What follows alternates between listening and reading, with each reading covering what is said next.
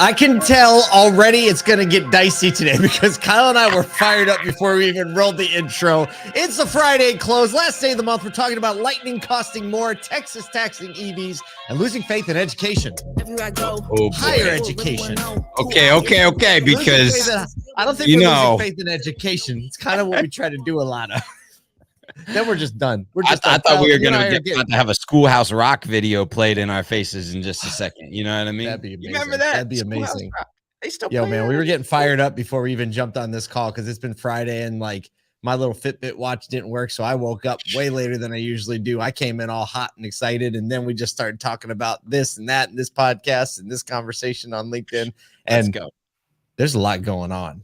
There's a lot in the back halls of retail automotive. Right I'm telling you what, it's been like this full on. I feel like coming out of COVID, since whatever date you think we came out of COVID, it's just been full crescendo. Like according to Congress, we just came out last week. Fortissimo, like triple F or whatever.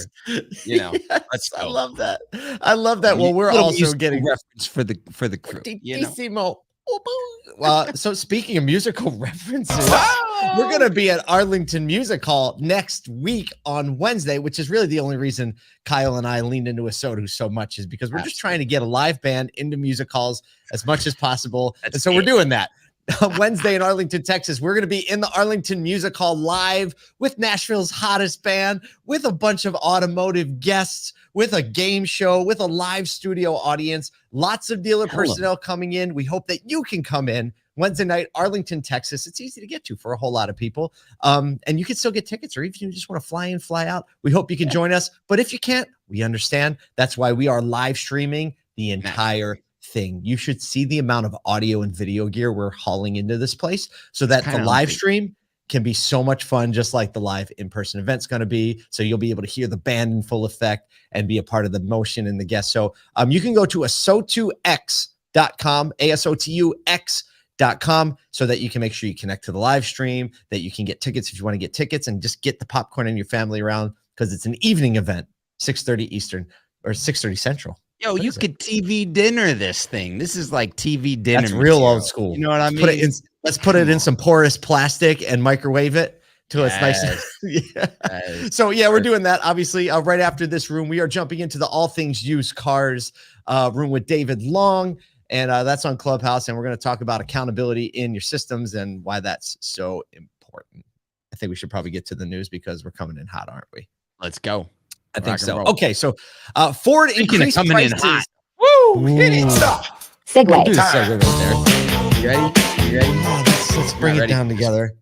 Ford increased prices yet again for its F-150 Lightning pickup due to high costs, material prices, supply chain constraints. We didn't throw COVID in there this time. With a base price now, including delivery of $61,869, which is...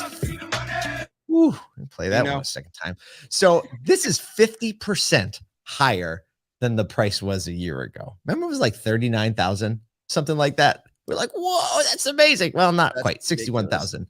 The Lariat Standard is 75,000. The Platinum range starts at 98,000. And the company is citing strong demand, saying the model is sold out for retail customers, and commercial order banks are just about to open up in mid-April. So if you're a commercial customer, you can start ordering these in April.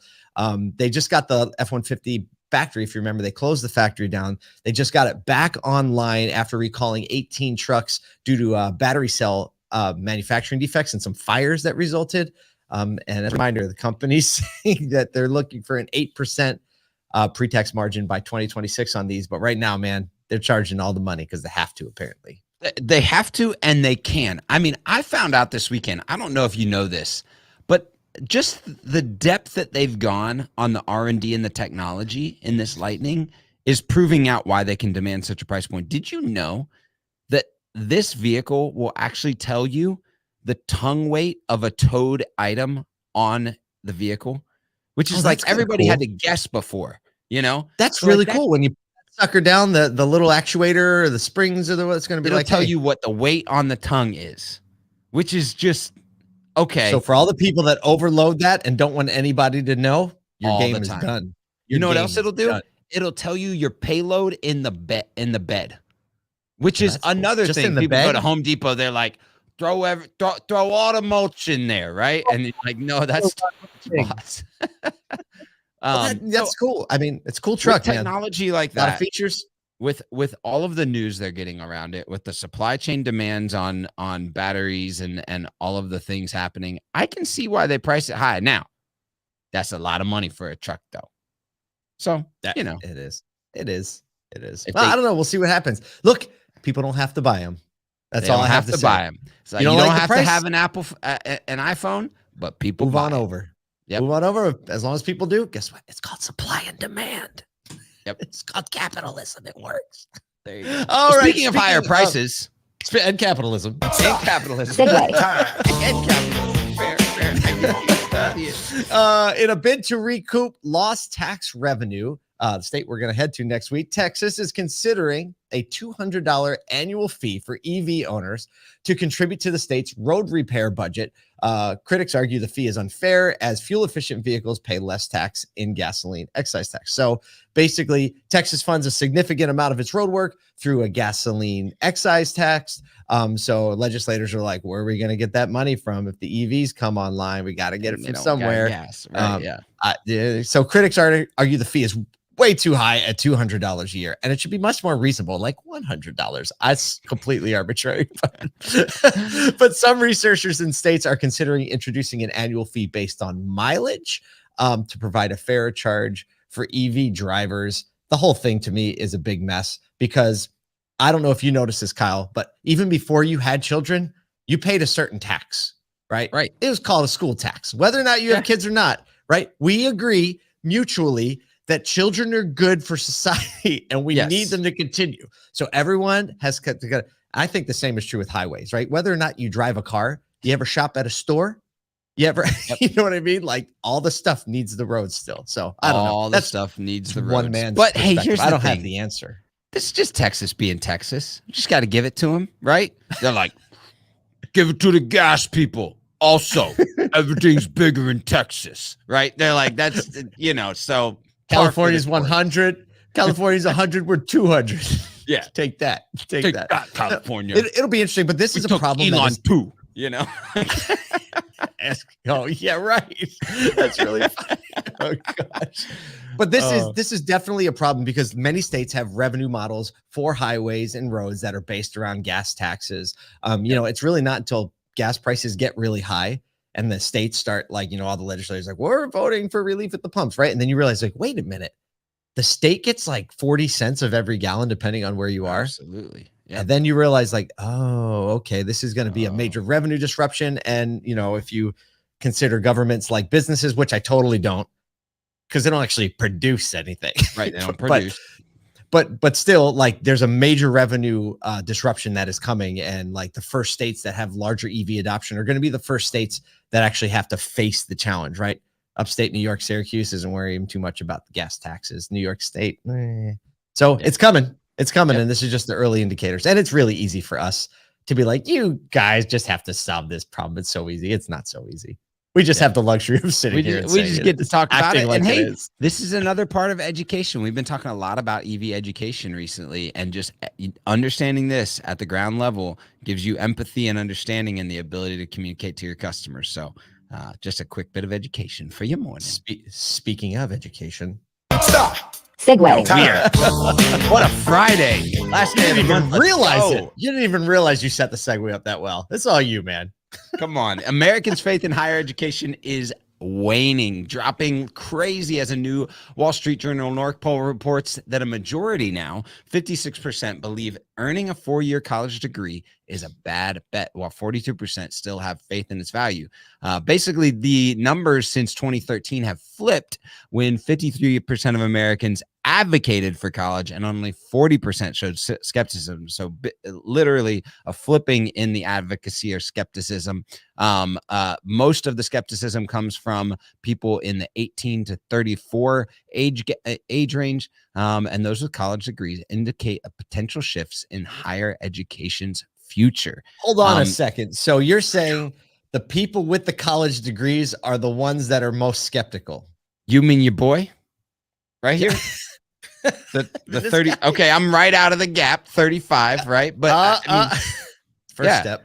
Yeah, so I'm right out of the gap, but I will say, like, as a college educated person, I like my outlook for my children is different than probably my parents was. Now, I still advocate for college for a lot of things, but then there are great opportunities outside of college. I mean, just looking at my career path and understanding what it might have been had I, been trained in what I've done in auto earlier, as opposed to just a general finance or business degree. Well, I think that this what you're saying right now is so clutch, because I bet the sentiment is completely different from students and parents who send their students to a place like Northwood University, right, to get a degree in automotive education or that level. That is probably a completely opposite sentiment. Absolutely. But that's much more of a trade school, right? It's not a trade as we think about skilled work. But it's a specific industry. Exactly. AKA the best industry in the world. Come on now. I mean, when you send them to automotive, it's going to be okay. We're going to take care of them. So Ted Mitchell, president of the American Council on Education, says, quote, "These findings are indeed sobering for all of us in higher education, and in some ways a wake-up call. We need to do a better job at storytelling." Interjection for me there. I don't think storytelling is the problem, but we need to improve our practice. That seems to me to be the only recipe I know in regaining public confidence. I don't think the storytelling is the problem. I think it's the story itself that is the problem. Bingo. They tell the story, but it's the wrong story to tell. The story they tell is a dream that doesn't pan out to be reality. We talked about it yesterday. People can't hire $90,000 truck operators, but they can hire $60,000 college grads, MBAs, getting to work like crazy. Kyle, we're making too much trouble on this morning. This is called the automotive troublemaker. Okay. We're no. We've gone far behind automotive today. We're throwing governments under the bus, higher education. There's a couple of people in both of those industries. People are showing up at picket signs in Arlington. Also a recent college graduate shared her thoughts on advising her stepson about further education. She said, "I think college is good for certain things, but I have told him he would definitely benefit from some sort of tech or skill job. I've suggested he join a vocation, a school where they teach a skilled trade." So right in line. I think there's a lot of people thinking this way. You got Gary Vee shouting it all over the place. All the kids are thinking that way. Look, here's the thing. The reality is these things move, they shift, they trend differently. And we have to recognize that as a business that doesn't have, outside of Northwood, a degree program in many universities, like we have the opportunity to figure out skilled trade work even outside of technicians and move people into a career path, because people's minds are open to that more now than ever. So true. So true. I mean, even think of the lanes of so many of the great Northwood students we've gotten to spend time with over the last 6 months, right? Talk about finance and marketing and business administration, all within the lane of, we'll say it again, the best industry in the world. And I think that the retail auto industry brand is just going to continue to grow in the season. And if we don't accomplish it in this next 5 years, we are doing it completely wrong. This is our season. Hey, we got a busy day. Check us out. Follow us into the clubhouse room next. And please check asodux.com. Arlington Music Hall next Wednesday. We need you to be there in person or on the live stream.